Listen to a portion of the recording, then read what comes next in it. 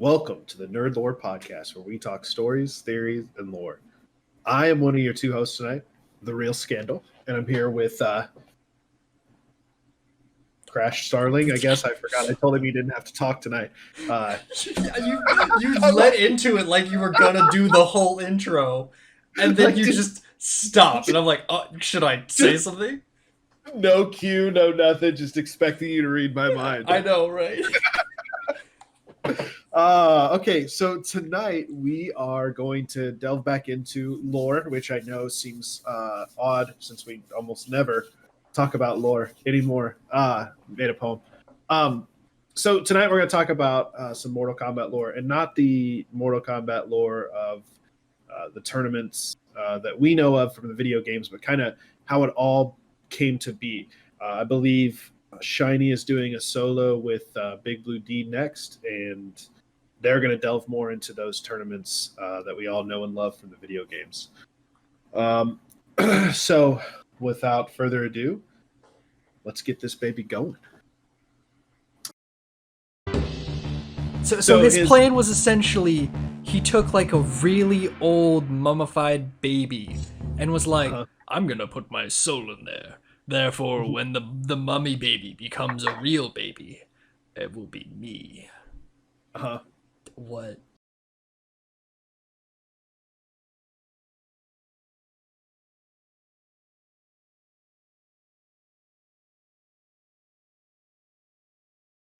So stop me if you've heard this one before.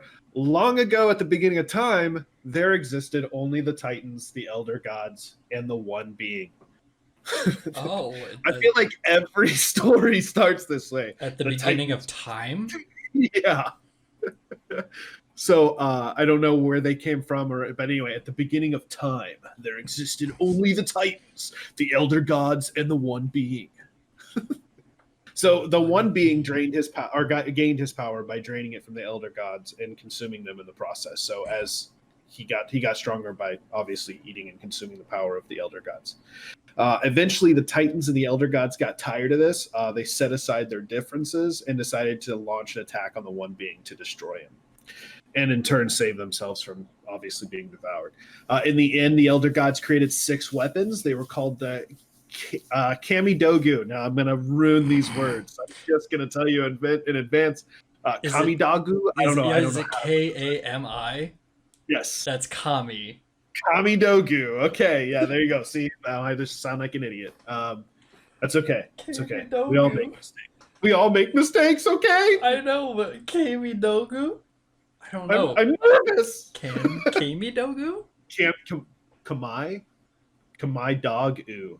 Anyway, when they use these weapons, the One Being split into many pieces, and his consciousness survived, but his physical being was split into a bunch of different pieces.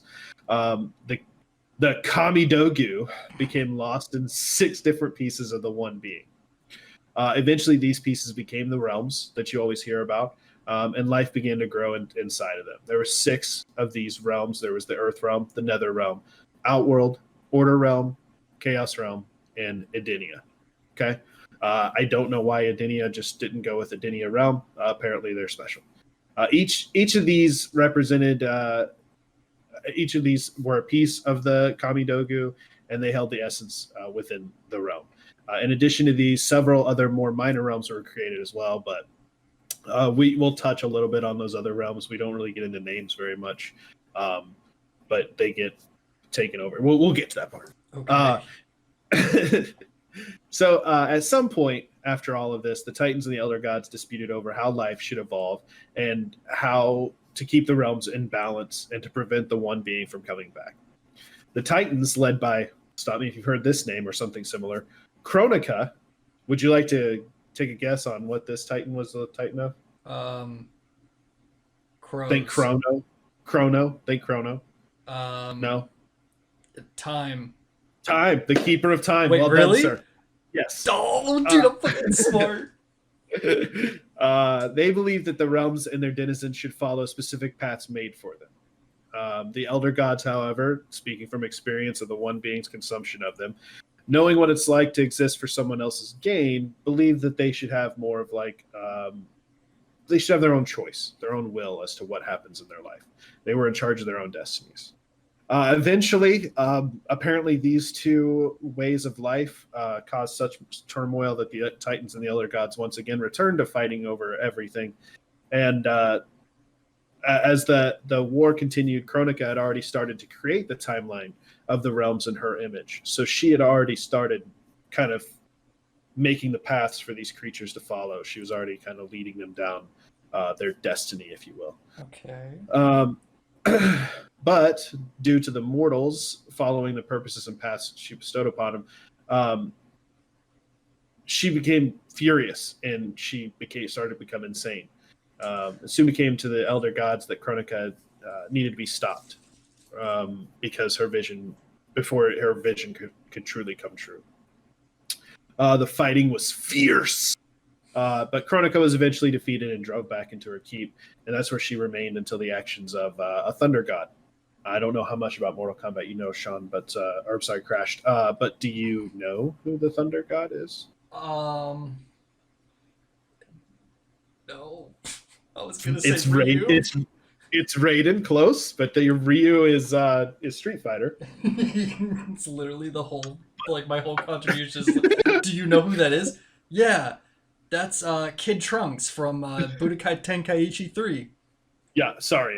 I'll try to relate it to anime that I don't know anything about. So it's kind of like a reverse podcast where instead of you talking to me about Danganronpa and I have no idea what's going on, I'm going to talk about Mortal Kombat. That is absolutely how I was going to frame it too. Okay, so that kind of explains the beginning of how everything started. We're going to start talking more about the reign of Onaga. So again, there's not a definitive timeline here, so it's just at some unknown point in history. Is Onaga a snake?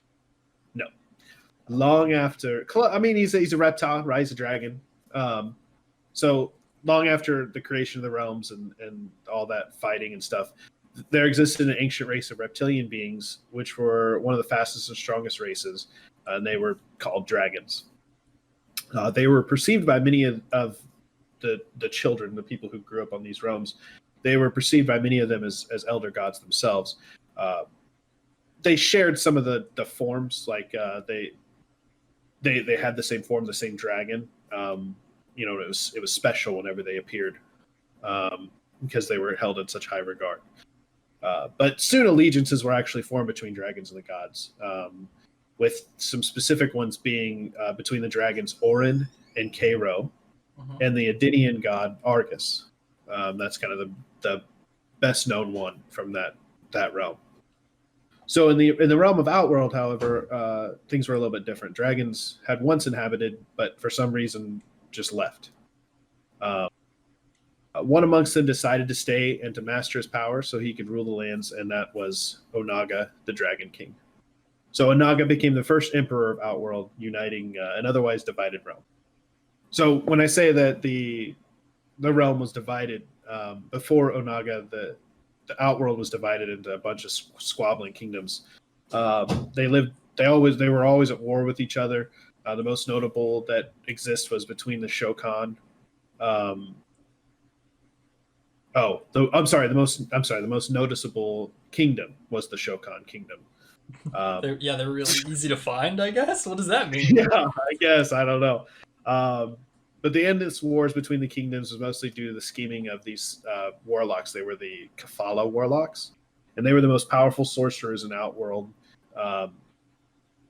They influenced the kingdoms of Outworlds and shaped the reigns of their kings until their true plan became to come to fruition, and their whole plan was for the Nether Realm's conquest of Outworld. So the Nether Realm, we'll get into that a little bit later. It's basically Hell. So they were trying to allow Hell to take over Outworld. That was their plan. Okay. Okay. So they wanted Hell to take over. Yes. So that kind of. I don't know why. I'm sure there was some sort of deal made between maybe the king of, or the ruler of, which would have been Lucifer, and you'll find out later, that maybe there was some sort of plot. There's some sort of scheme or something. They were going to give these warlocks something for bringing this kind of destruction in the Well, they outworld. I don't know. are, It like doesn't really to it. I was gonna say traditionally, like that's exactly what warlocks are.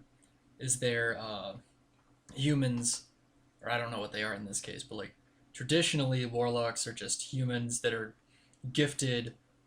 I guess you would call it demonic power through pacts with like demons and such. It's the same thing Yeah. with like old witches, from what I remember. So I guess that Okay. makes a lot of sense. Yeah. So that's just an assumption. I don't know for sure. If you do know, please let me know because I couldn't even find this on the Mortal Kombat fandom wiki. So, yeah. So anyway, eventually their secret was revealed and the warlocks were wiped out. But the NetherRealm army had already arrived. Onaga, and he led the underworld and fought against the NetherRealm's invasion and won. So, yeah, just to go back, I don't really know why NetherRealm was coming, but Onaga and his people were the ones who destroyed it. So, with the aid of a lot of his allies, one of them being the Zankarian Empire, Onaga became to conquer other realms. He merged those realms and their power to the outworld to expand his ever-growing empire. So the reason Onaga was so successful, though, was, again, these stories all sound so similar. He basically was a necromancer, and he had an invincible army. Even if you killed him, he just rose back from the dead. So he's a cleric. He's just really slow cleric. Yeah, sure. Yeah. You just got We're there going late, to man. go avenge your brother's death. You have my axe and my bro and your brother. Anyway, so Unaga's heart is what gave him the power to raise the dead. And so if he's continually raising the dead, there's not really people who can stop him very much. Because of how much power he was getting, because of how powerful he was becoming, he wanted more immortality. Now he is a descendant from the dragons, and the dragons were immortal, but as thousands of generations passed, they lost a little bit more of that connection, and so inevitably Onaga was he didn't have immortality. He had special powers, obviously, to raise the dead, but immortality had escaped him from birth. So his plan was, in order to stay immortal, was to put his soul into a tiny dragon egg that was a dragon egg from the first dragons, so that when he hatched, he would be immortal and still have all of his power as well. We're just gonna glance over that. How the fuck did he fucking plan that out? So his plan was essentially he took like a really old mummified baby and was like, I'm gonna put my soul in there. Therefore, when the mummy baby becomes a real baby, it will be me. What? So his followers formed a spell that would transfer soul into the tiny dragon inside. It would be so whenever he hatched and became a dragon, he'd be immortal. Of course. Right? Okay. Sure. So make fun of me for anime plots, and I'm listening to this like this is some anime shit right here. Okay. So as they're trying to do that, the Elder Gods chose Onaga's former trusted advisor, Shao Kahn, Shaka Khan, to become to become the protector of Outworld. But like Shinnok after him, and we'll learn about Shinnok, Shao Kahn also fell into greed and lust for power. He poisoned the dragon egg that had Onaga in it and took control of the Outworld for himself. Unlike Onaga, though, he was unable to keep his domain united. So yeah. So he poisoned the egg. Yes. Why? Why didn't he just like destroy the egg? Why did he poison it? I don't know. Oh. I wasn't there, bro. Look, man, if I'm sitting here in class, I'm gonna ask questions. No, it's fine. It's just I don't know. If I don't cover some of this stuff, yeah, feel free to ask questions. But a lot of the information, it's just not there, He right? Like, he was greedy and lusted for power, but he also just really hated babies. yeah, maybe, or maybe he just didn't want Onaga to come back and take back the power. Yeah, but then you. So the next thing, because we're gonna get stuck on this. Okay. So after Onaga's death, some unknown time later, Shao Kahn has commanded the armies of the Outland and has attacked other realms.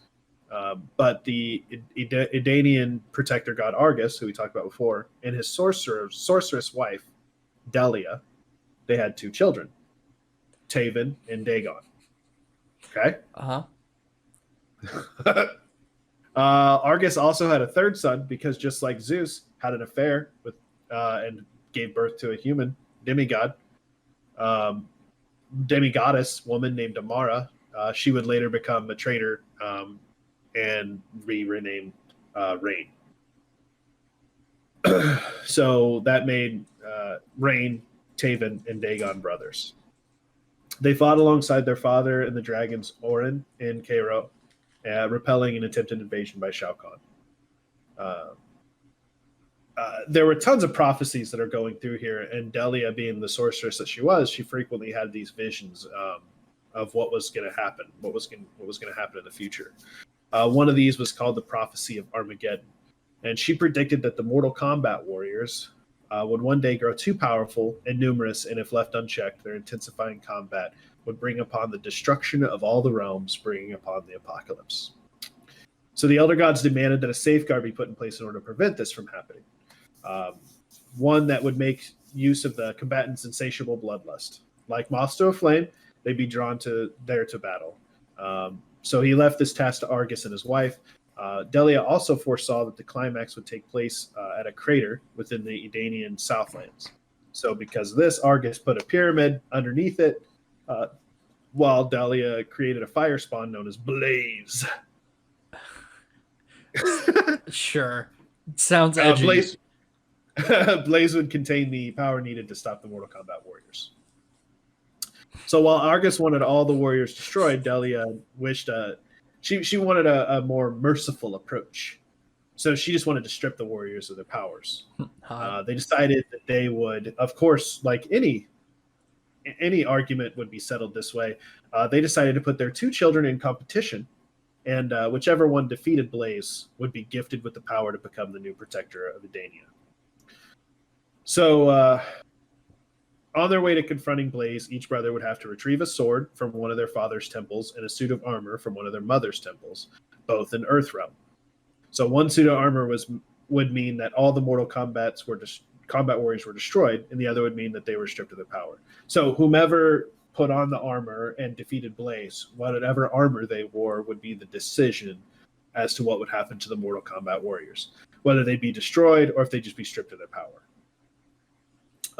So basically, it's like a coin toss between Argus and Delia. It's like a more complicated coin toss because, I don't understand the logic here. Which, I mean, to be fair, there hasn't been a ton so far, but like, whatever outfit they show up determines the fate of like, like these warriors because they're going to be too powerful. Yeah, because they're going to destroy. It's called fashion, honey. Edania. Yeah, they're going to eventually destroy Edania, according to these prophecies that Delia is having, these hallucinations that Delia is having. Okay. So, yeah, well, So anyway, yeah. There's this statement that I didn't really fully understand here, and my guess is that they're trying to go back to the coin toss. But this quote says, "But what neither Argus and Delia knew was that a third option was in effect. If it lands on the edge, meaning that neither the Mortal Kombat warriors would be stripped of their special powers, or they'd be destroyed, it would only strengthen them, resulting in the failure of the quest." So I'm assuming if they're like if neither of them win, or if Blaze is able to defeat them both, right? Then the Mortal Kombat warriors would get stronger, right? And my guess is the whole thing about it landing on the edge would mean like if you flip the coin and it landed on its edge and stayed upright like that.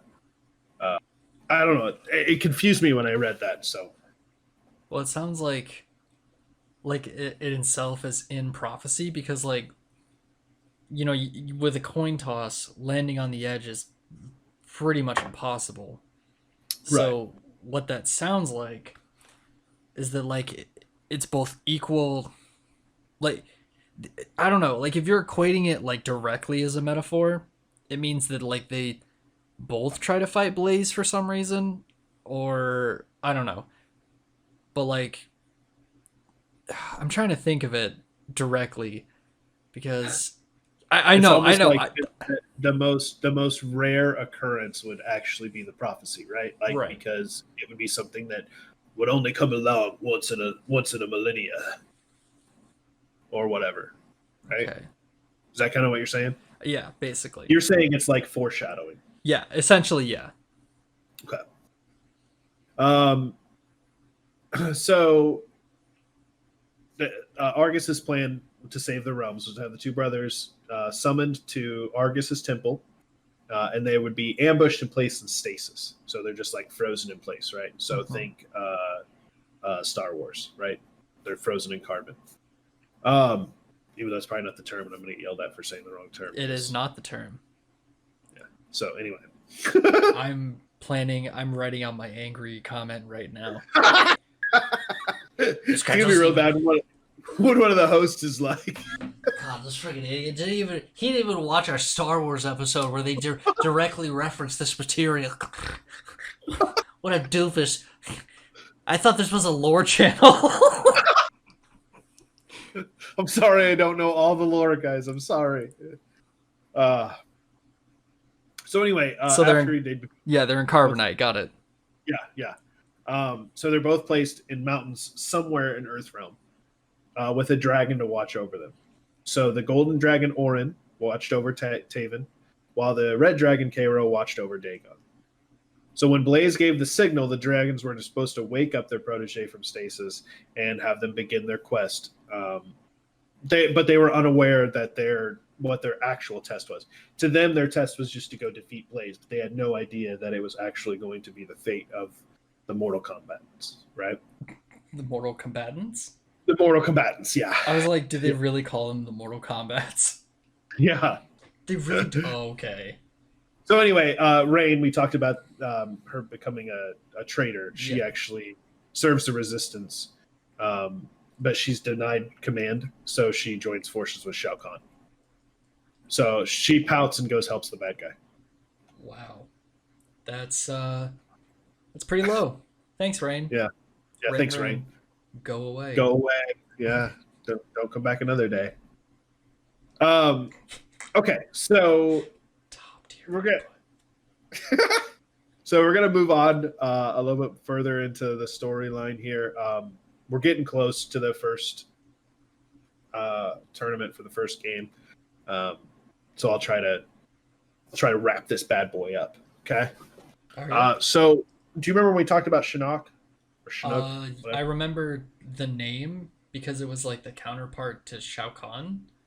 Yes. So because so much like Shao Kahn, Shinnok wanted power and was in greed, right? That's what caused him to turn evil as well. So he's actually an elder god. So as the elder gods watched over the realms, they governed the realms, and kind of helped out with decisions and things like that. But there was an elder god named Shinnok who, like Shao Kahn, what?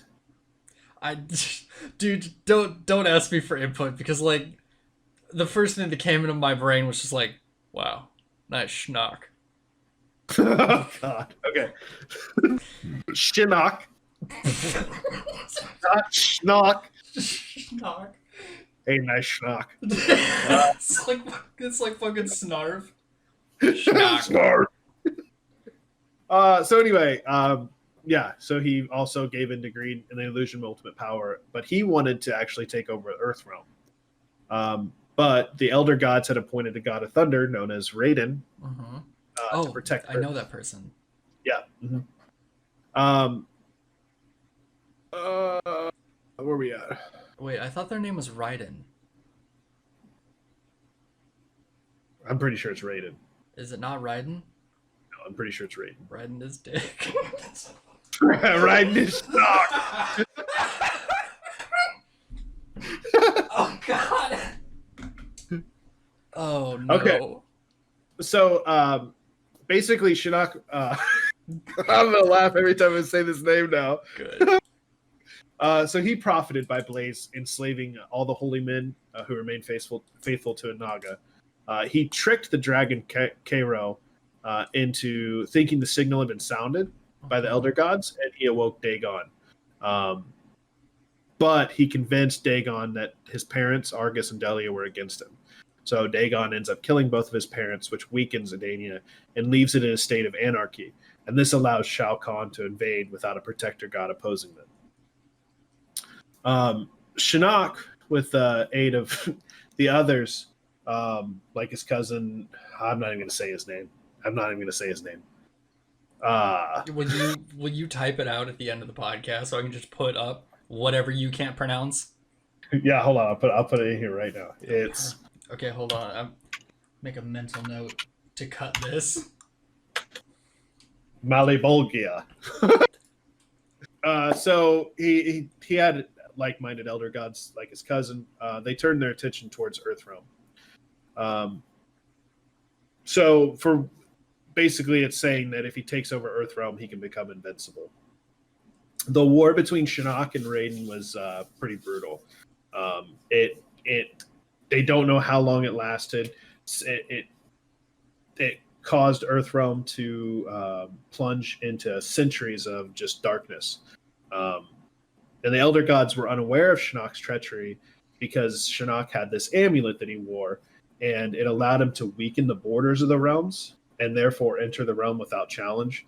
And it also kept the Elder Gods at bay, like unknowing that he had crossed over into the realms. Raiden told the Elder Gods about this, and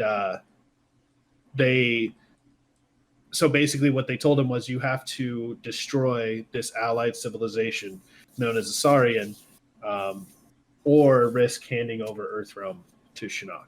So Raiden obviously chooses to destroy this civilization, and he strips Shinnok of the amulet, and the Asarian survivors break off into two separate things. And I bring this up only because you'll learn more about this later on. So most of these survivors were given compensation in like this new place to live called Zatera, which would have been like the Garden of Eden, right? Like it's like this beautiful place. They never have any, or like the land of Canaan in biblical times. They just had everything they ever wanted was there. But some of the Saurians didn't like that, you know, the Elder Gods were the reason that their civilization was destroyed. So they decided to just take refuge in the Hollow Earth. And so that divided the Saurian race. Those who ventured to Zatara rebuilt their civilization, but because the land was so nice and everything was so great, they became a target of Shao Kahn's empire.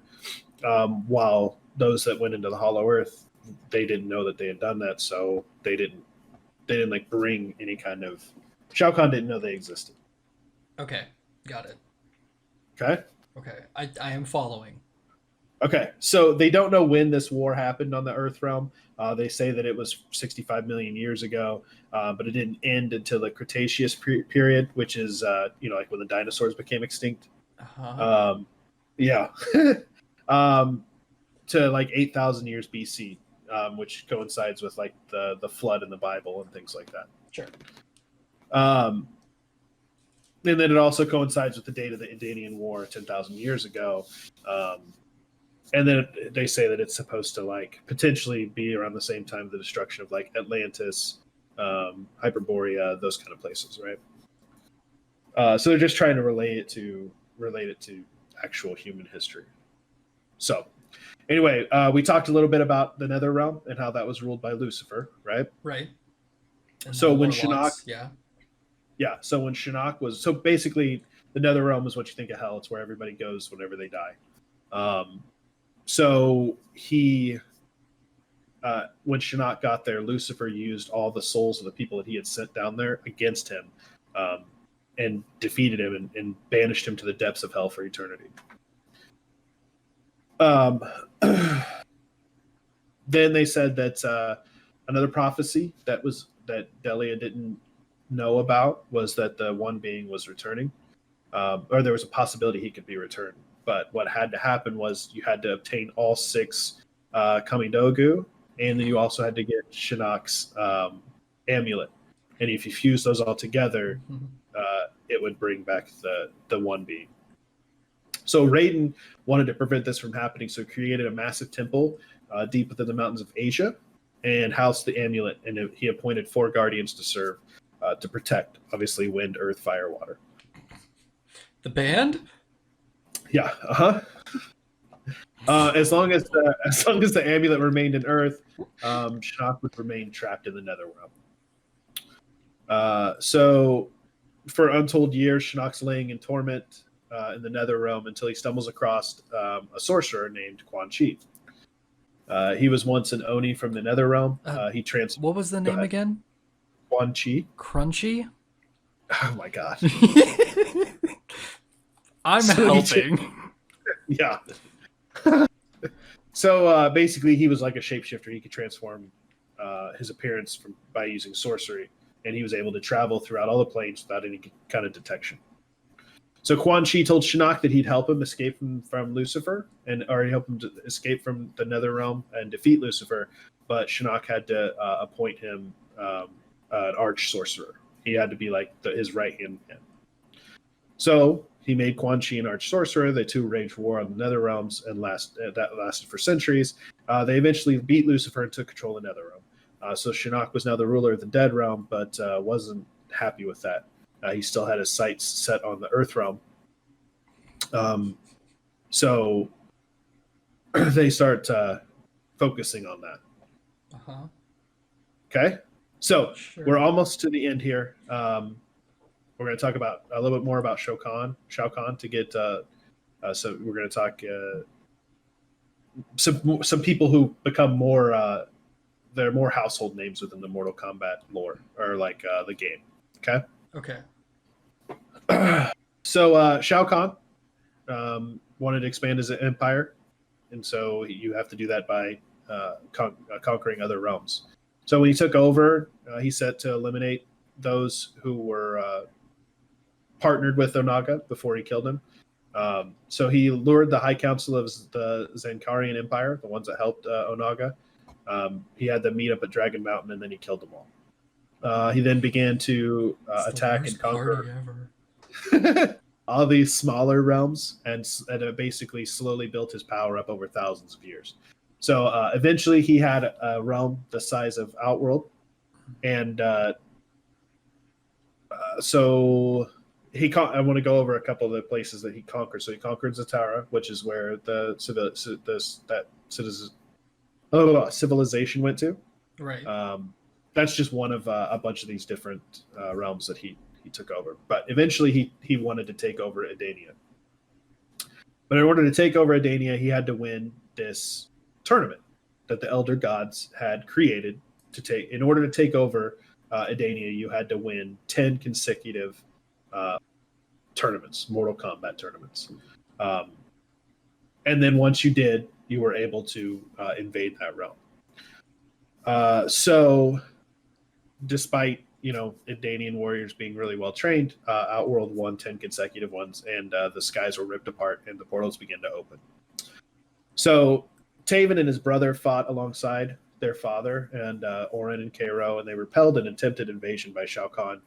But Taven, in order to preserve Edania, Argus knew that he had to get his dragon children out, right? So he puts both Taven and Dagon to sleep and sends them to Earthrealm, basically protecting them from harm, and decides to assign 2 guardians, Orin and Cairo. So he sends everybody to Earthrealm, right? And basically, yeah, so then Dagon was, remember we talked about Dagon being awoken, Yeah, early. and Shinnok taken, and so basically, Dagon ends up killing his mother and father. That all that happened allowed Shao Kahn to evade Edania and take over it. Okay. So Khan annihilated the ruler of Edania, King Jarrah.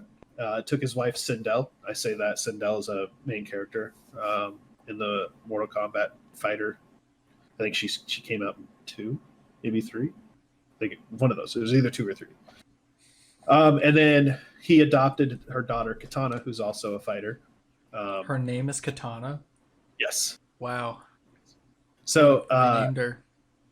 So Skandle had to convince Shao Kahn of Katana's worth, and because she was able to do that successfully, he had her trained as an assassin. But Skandle knew what was going to happen, and so she tried to commit suicide to create a magical ward to prevent Shao Kahn from stepping into Earthrealm to claim it. But Shao Kahn saw it happening and actually took her soul and stopped her from being able to go into the Nether Realm and put this ward on it. Okay. I like how you explained all that, and you were like, "Okay, Yeah, you follow me? You follow me? Yeah. Follow me? What are you stupid? You don't understand? He took her soul so that she couldn't cast the soul ward, you idiot." Got it. Sure.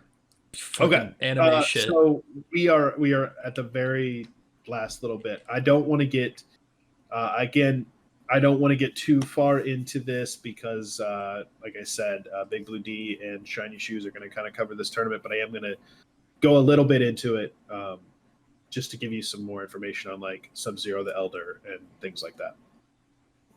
So now that Edania is conquered, it's been a few millennia. Shao Kahn now turns his sights over to Earthrealm because he feels like he's strong enough to be able to take it over. But Shao Kahn sends Shang Tsung to establish the tournament between Shao Kahn's army and Earthrealm's army. Obviously, if you won, you would not age for 50 years until the next tournament. Again, you had to win 10 of these in a row. So Raiden rallied all these fighters and created this White Lotus Society. And it would pick out the champion that would fight every 50 years in the tournament. Okay. The Great Kung Lao this is the Great Kung Lao. Now there's another one later on, but he was one of the warriors that defeated Shang Tsung, and he became the grand champion. But Lao, out of mercy, decided to spare Shang Tsung, and that was a really bad idea because he only kept the title for one tournament, as Shang Tsung then deployed his secret weapon, Goro, who is a Shao Kahn prince. So Goro is this massive four-armed creature, and he just destroys the Great Kung Lao. And he wins that one and the next 8 tournaments. So they're at 9 consecutive tournaments. So if they lose the next one, then Shao Kahn can take over the Earthrealm, right? Yep. So I feel like I should be taking notes right now. I don't want to get into this tournament, but here we'll get a little bit right before the tournament starts. So before the tournament, Shang Tsung makes a deal with Quan Chi on Shinnok's behalf. Shinnok sent Quan Chi to make a deal with Shang Tsung, but he didn't know who Quan Chi was. And the deal was that if Quan Chi could help Shang Tsung's shadow priests propose resurrection of Skandle, Shao Kahn's plan to merge the Earthrealm and Outworld would come to fruition because Skandle could help them win the tournament. In return, Shang Tsung would give the sorcerer the information on where Shinnok's amulet was located. But Quan Chi had recruited Sub-Zero the Elder to help him retrieve the ancient amulet after Sub-Zero and Scorpion, who were rival clansmen, fought to the death, and Sub-Zero actually killed Scorpion. So now that Sub-Zero has been tasked with going to find this amulet. Uh-huh. So he defeats all the gods of the wind, earth, water, and fire. And right as he's about to get the amulet, he's shown that Quan Chi actually already has the amulet, and that the one he had was a fake one. So after Quan Chi returned to the Netherrealm to give this fake amulet to Shinnok, he was going to keep the original for himself. Raiden then confronted the Sub-Zero and told him what was happening. And so Sub-Zero proceeded to enter the Netherrealm to retrieve the amulet from Shinnok. Sub-Zero was successful in getting it, but and when he did this, it caught the attention of Shang Tsung, and he was invited to compete in this upcoming Mortal Kombat tournament, without knowing that his plan was to actually assassinate Shang Tsung. And then I'm going to go ahead and stop there, because the rest of this is kind of like, this starts bringing in who Liu Kang is, Sonya Blade, Johnny Cage. I don't want to get too far into what's going to happen next week. So I tried to warn everybody. I tried to warn Shiny and Crashed when I was looking into all this lore, that it can get confusing. Because there's so many names thrown at you, and it kind of bounces back and forth, but you kind of need this information here at this point so that you understand what happened later on. So I hope I didn't confuse too many people. I hope I didn't piss anybody off by brutally butchering these names, or maybe getting some of my facts wrong. But yeah, let me know what you guys think. Crash, what did you think of the lore, aside from being confusing? This is so anime. It's literally anime. Sorry, I'm losing my voice. This is literally just anime. Like everything you describe just sounds like it's being narrated by an old Japanese man, just explaining the backstory of the entire world. I don't know. Honestly, it's hilarious to me that there's so much story before, like, you are guy, fight other guy, killed, dead. As a video game. Like, that's the whole video game, right? Yeah, and it was very controversial for its time. It was like it wasn't the very first, but it was one of the first ones that like showed blood and brutally murdering people. Like, did you play Mortal Kombat at all? Do you like know about fatalities and things like that? Yeah, I know that, like, it became like I don't know, it was like the first instance of like anti-video game Karenism. I guess maybe not the first instance, but like the main video games cause violent tendencies kind of thing. Yeah, and it kind of took off the same way, like it was, yeah, you could say it was Karenism,